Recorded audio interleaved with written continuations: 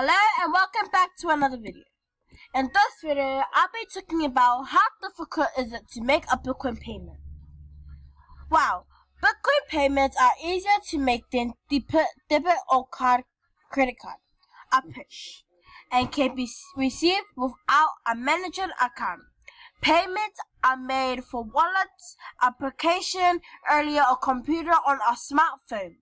By entering your register card address, the payment amount, and passing to send to make it easier to enter a receipt account.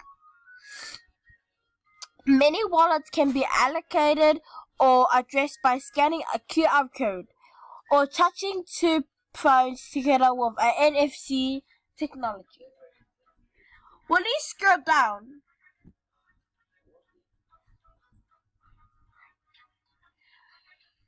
I'll be back.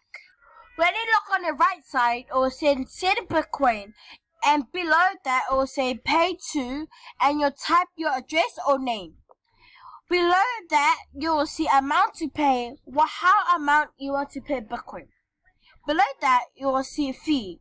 So the fee is how many would you pay, or they will send you something for you to pay. If you go onto the left side, it will say receive request Bitcoin.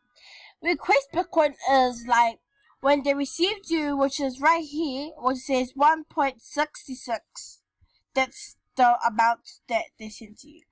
When it here, it says a consequent request to that, and you add your link, click this button, and when you scroll down, on the left side of this, it will say, have you this QR code scanned by the scanners?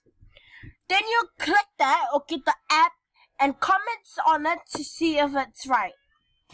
Then you can go to this website and go on a smartphone or a computer.